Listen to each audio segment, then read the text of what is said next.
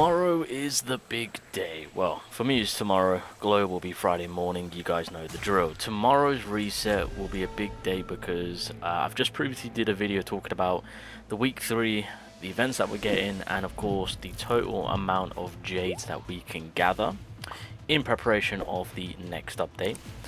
So if you guys do want to check that out, then you're more than welcome to. But tomorrow Rangoku is officially going to be in the game. With that, she will be maxed out with her weapon card all maxed out. So the only thing we need to worry about is the stamp card and building her up correctly for her to be a banging support for not just Gin himself but for future abnormal damage users, aka Grimjow, if that's the direction that they're going to be taking him, which we'll have to wait and see.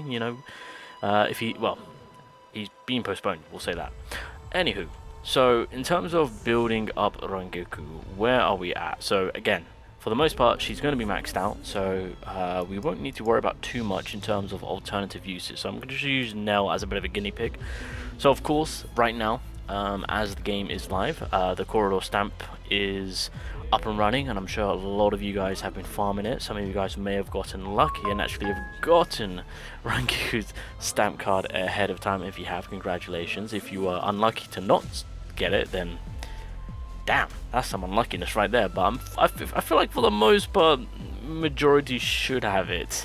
If you haven't, then I can only assume that 1, you've had bad RNG, or 2, you didn't have enough keys saved up to actually have a good shot to maybe for it to appear.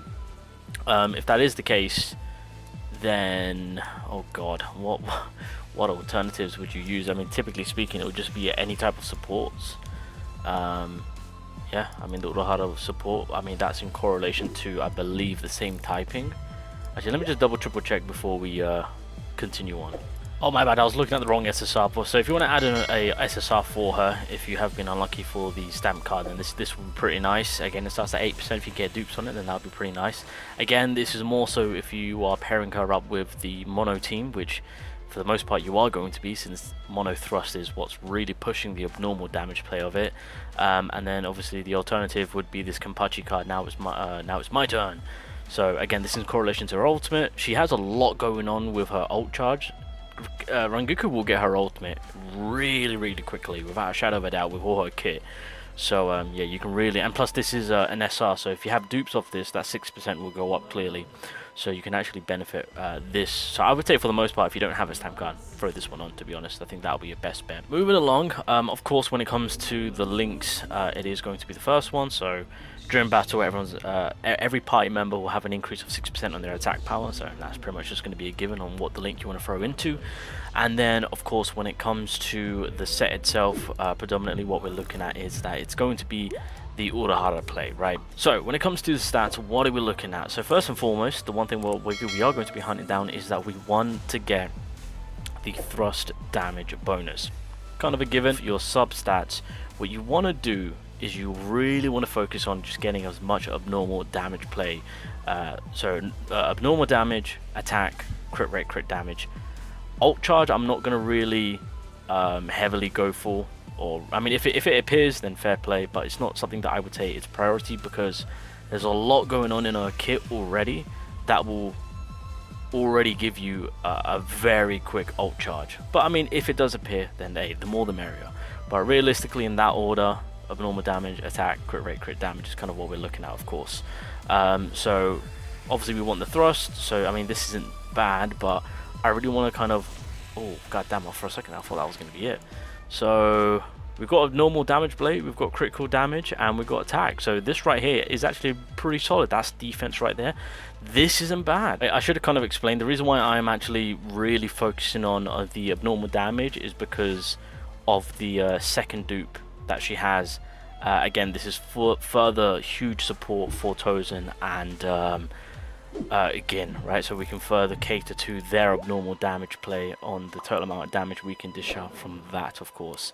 So that's kind of one of the big reasons on why that is. Also, what is this? The core passive: all characters in the team take 10% less damage. Teammates other than Rangoku gain a 40% abnormal damage bonus. So you got to keep in mind, that's the core passive, that's 40%, and then the second dupe throws in RANGIKU assist grants teammates an extra abnormal damage bonus equal to 30% of Rangiku's abnormal damage bonus. So 40% is pretty much straight away given from the passive, and then depending on Rangiku's abnormal damage, 30% of that will go towards our teammate. So this is one of the big reasons why I'm telling you guys, #1 stat is that abnormal damage play. So just kind of wanted to make sure that people are understanding what we're trying to go here. So again, this is solid. We could use that, see if there's anything else, but that's kind of what we're looking at. So solid one here. We got crit rate, crit damage, and abnormal damage here. I probably would still stick with throwing in that attack with the crit damage, so I'm missing out on crit rate, but that's fine because moving over to the second slot, this is where obviously the second stat, you kind of want it to be crit rate. I'm just going to quickly double check the kit itself because I can't remember if there was some form of bonus with the crit rate side of it. I just need to triple check. Okay, so there isn't anything to do with like crit rate bonuses and whatnot, so realistically I'm actually, to be fair, for myself personally, if I get like an attack stat with like abnormal damage, attack again and whatnot, then I think that wouldn't be a bad idea. But I think to play it safe, it might be better. Oh, okay, for a second there, I thought that was more attacks then, but that's double HP. But yeah, I think crit rate might just be a bit of a safe bet, especially if you can substat the crit damage on how I'm going to be building it up. So we've got attacking abnormal damage there. I mean, that isn't horrible. I might need to do some runs because if worse comes to worse. Okay, hold on. I really don't have anything good going on here to be honest. Oh damn it, that would have been oh, now that is beautiful. It's just that main stat being defense is horrible. Oh my god.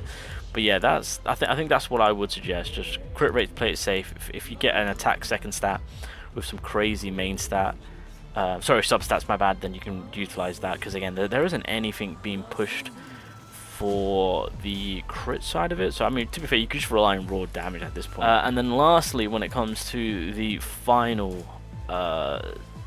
set itself, abnormal damage first and foremost, second abnormal damage, hallelujah, and then of course the remaining 3 are just going to be added bonus. So again, this is pretty solid. So I got crit damage there, crit rate right there. I mean, HP is there, but I mean, you can't go wrong with that.